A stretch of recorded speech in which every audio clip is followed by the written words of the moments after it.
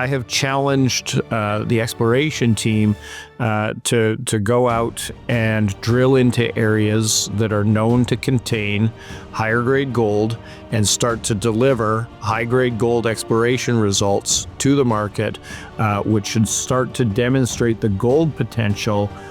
This is Kaiser Johnson with Liberty and Finance, and these are the Miles Franklin Weekly Specials for June 30th to July 6th, 2025, while supplies last. First this week we feature backdated 1/10-ounce gold maples at just $45 over melt per coin. Next, 1-ounce silver Swiss Pamp rounds are just $2.59 over spot per ounce. 90% mixed junk constitutional silver is only 99 cents over spot. And finally, backdated 1-ounce platinum platypus coins are just $119 over spot per ounce. To order our specials or any of the many other options we have available, call us at 1-888-81-LIBERTY. That's 1-888-815-4237. We're available after hours and on weekends, and we look forward to speaking with you. Welcome back to Liberty and Finance. We have a first-time guest today. Dan Barnholden is the CEO of Luca Mining. He joins us this Thursday, June 26, 2025. Dan, thank you for coming on Liberty and Finance this first time. Really happy to be here. Thanks for having me. As with many of our guests, we were brought together by a mutual friend and acquaintance, Rick Rule. He's been a regular guest on our channel about every month for the past 10 plus years. Wow. He educates me and our audience on his method of doing due diligence to find value where it can be found, finding the needle in the haystack in the precious metals or other mining resource industry. He's recommended that we take a sharp look at Luca Mining with your help, and I understand you have multiple mines, multiple sites in Mexico, and that you're increasing your focus on gold among multiple other metals that are present in those mines historically. Can you first tell us, in broad brush, the overall scope of Luca Mining, and so that our viewers can understand how to think of Luca Mining as they consider you as a potential investment? Sure. You covered quite a bit of ground there in your introduction. We are an operating company. We have 2 operating mines in Mexico. The larger of our 2 mines, our flagship asset, is called Campo Morado. It's in Guerrero State, which is in the southern part of Mexico. And then we've got a second mine, which is more of a gold-silver mine in Durango State, northwest Durango. So this year we're expecting to do between 80 and 100,000 ounces of gold equivalent production. We are at this moment about a 50-50 base metals and precious metals producer, which on days like today where the copper and zinc prices are up, I like to say on any given day we produce 5 different metals, and on any given day one is bound to be up. Sometimes all are up.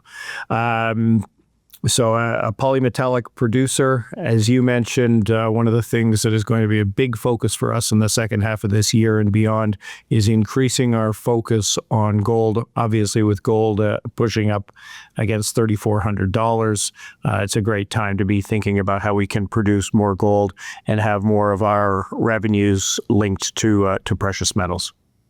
Our subscribers are noticing from a lot of our viewers, guests that we've had on, talking about a critical metal shortage and the need for accelerated development of new sources. Some of those are brownfield sources that people are bringing back online, companies are bringing back online. Can you give us an understanding of the 2 mines that you described that Luca is operating? How long those have been in existence? Was Luca the original or taking over them? Were they already operating when you took them over, or did you reinvigorate them? Help us understand briefly the life cycle of those mines. Yeah, that's a great question and a great observation. Obviously, with the move in commodity prices, both on the precious metals and on the base metals side, you see many assets, many mines that maybe were not economic at lower prices being brought back online. We have 2 mines. Our largest mine is called Campo Morado. It was built in the mid-2000s by a company called Farallon. Farallon was sold for $410 million cash in 2011 to a group called Nearstar. Nearstar has operated that mine. You have to remember, this mine was originally built as a zinc mine. So it was a high-grade zinc mine with lots of gold, but as a byproduct. In 2010, 2011, zinc was in the mid $1.50 range and going up. It got as high as in excess of $2. But zinc is actually round trip, and it's now back to $1.20. At the same time, since the mine was built, gold was at $500, $600, $700 in the time that it was being built, and of course now it's up 5, 6, 7 times from that. So that's when I talk about the changing nature. The deposit itself hasn't changed, of course, over the course of the last 15 years, but the value of the metals contained within the deposit has changed a lot. And so that's when I talk about the nature of the mine and our focus increasing on gold over the course of the last 15 years that this mine has been operated. Those have really changed. And so the way that we are thinking about this mine in the second half of this year and beyond with an increased focus on gold is, I believe, going to lead to the market revaluing the asset as it becomes perceived to be more gold rich. Working in jurisdictions that are outside the U.S., some companies have to focus on trying to acquire working teams that are there or bringing in engineers from outside. I understand that Luca Mining has a majority of local Mexican expertise on the ground there, and that is helpful not only with logistical and engineering issues, but also in understanding how to operate within the legal jurisdiction and all the community relationships, et cetera. Can you give our potential investors an understanding of the workforce and the team that's making this happen for Luca and how that's working out within Mexican jurisdiction? Yeah, and that's something that I'm really attracted me to this opportunity, and something that I think is a huge competitive advantage for us is in Mexico, we are very much viewed as a Mexican company. All of our operators in Mexico, we have no expats in Mexico. We've got an 18-person office in Mexico City. That's sort of our administrative office. We have legal, we have accounting, HR, and so forth. So we've got a very strong team of professionals, Mexican professionals, based in Mexico City. We also have an individual by the name of Ramon Mendoza. He is our COO and Chief Technical Officer. He is a Mexican national. He worked at First Majestic for 10 years as their VP of Technical Services. He has now come in full-time with us. So he is very, very sophisticated in underground mining in Mexico. He runs the operations, and obviously he's a Mexican national. He splits his time between Vancouver and Mexico. And so he's our most senior technical officer, and he's Mexican. So with the exception of myself, our CFO, our VP of exploration, and our VP of corporate development, those 4 executives, all the other executives in this company are Mexican. Many of them live in Mexico. Again, we have an office in Mexico City.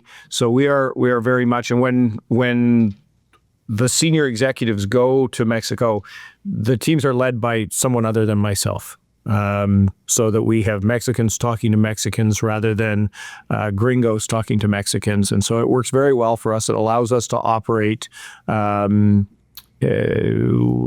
equals. People who understand the same culture, the business customs and whatnot are all understood among Mexican people, and so it works very well for us. On the other side of that same coin is the jurisdiction itself. Can you talk to us about what it's like? Because that's, as potential investors, primarily in the U.S. and Canada that watch our channel, jurisdictional risk is something that they have to be cognizant of. Tell us about the operating environment that you find yourselves in there in Mexico, and how friendly or challenging the relationship is with the government and other elements that you find in that jurisdiction. Yeah, and Mexico's unique, as all countries are, in terms of the in terms of the stakeholders, obviously you've got the government, you've got the people, you have there's obviously a criminal element that is well known in Mexico. Our strategy is really just to, for lack of a better term, just to stay in our lane. We focus on mining. We don't get involved in anybody else's business. We have very deep connections into the communities that we operate. And I'll just tell you sort of a cute little anecdote. We had some sell-side investment bank analysts go to site at Campo Morado about 6 or 8 weeks ago. And the closest community to us is a little town called Arcelia in Guerrero.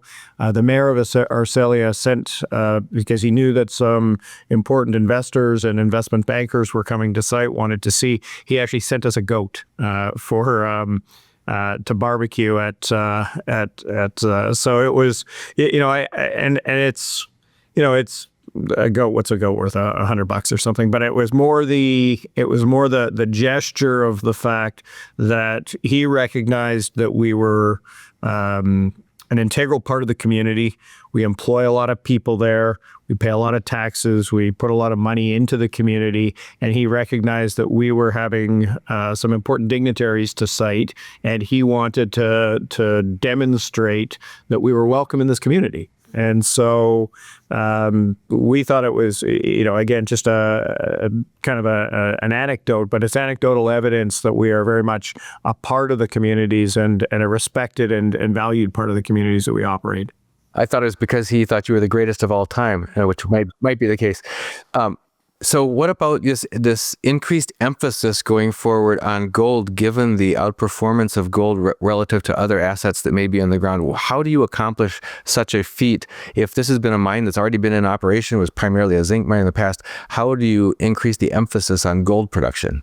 Well, you almost answered your question with the question. You said it was a zinc mine in the past, and remember I said that when the mine was built, it was a high grade zinc mine. It was almost 10% zinc, and gold was sort of an afterthought. Again, zinc was $1.20. It went to more than $2 during the time that the mine was operated as a zinc mine. Gold, of course, was $500, $600, $700 at that time. So in the same period of time, over the course of the last 15 years, the high-grade zinc has been largely mined out. So our head grade for zinc is 3 to 4%. But the gold, obviously gold has appreciated substantially over the course of the last 15 years. And the known high-grade gold zones were not touched because it was a focus on zinc.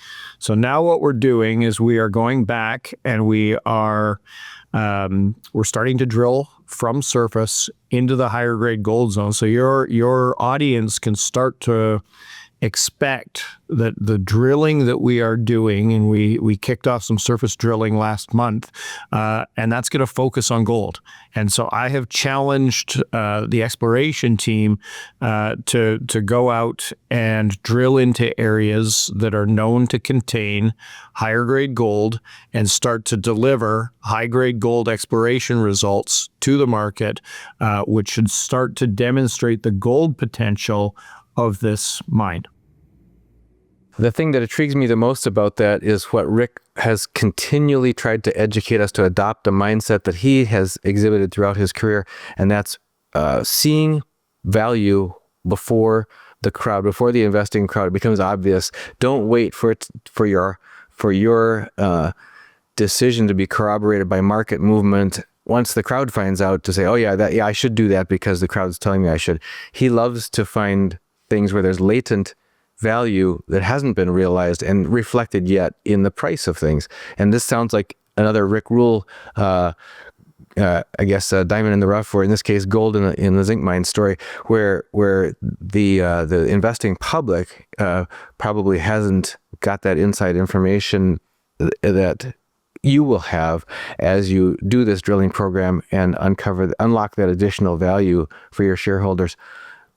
Any particular milestones that you're targeting in that regards that people can look forward to if they sign on as partial owners, as shareholders of your company? Yeah, and that's an excellent observation. Is I have been telling people in the recent press releases that we have issued talk about how we're going to be, particularly on the exploration front, how we're going to be drilling with a target to gold. And so I'm going to be speaking and presenting at Rick's conference that's coming up in Boca Raton in Florida in 2 weeks' time.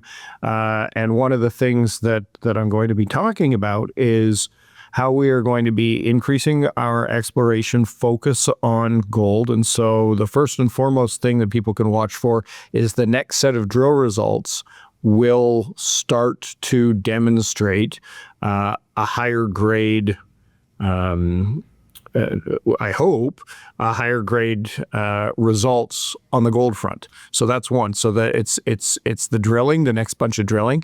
And also at the same time, we are going to be reconfiguring our mill over time to optimize the recoveries of gold. So right now we only recover 25 to 30% of the gold in our ore. And that's because the mill is set up to optimize base metals recoveries. So even though it's set up to optimize base metals recoveries, we are still producing from that mine, call it 15,000 ounces of gold a year. Okay. As we increase the focus on gold, both in the grade that we're mining and in the recoveries, I have challenged the operating team to double the grade in gold and double the recoveries in gold.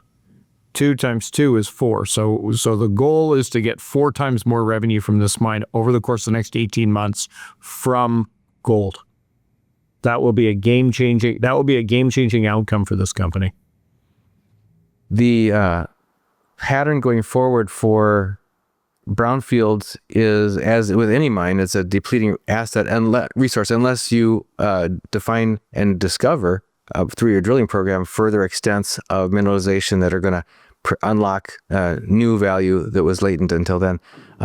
How much of the surrounding area is under Luca's control, and what is the extent of your exploration program around the existing 2 mines? Yeah, so we've got massive property packages at both of our mines. So Capo Morado, we've talked a lot about increasing focus on gold exploration. There's a very large package. And you have to remember, this is a company that up until the last 6 months has been starved for capital. We haven't drilled up until 6 months ago. We hadn't drilled for over a decade at either of our mines. So with this move of the commodity price, with the improvement of our cash flow, we have gone from having literally $1 million in the bank to today we have $25 million. Our debt has gone from 18.2 to less than 8. So over the course of the last 6 or 7 months, we have a swing in our cash position, our cash and debt position, net cash position of $35 million. What we're going to do with that money is start to invest heavily in exploration.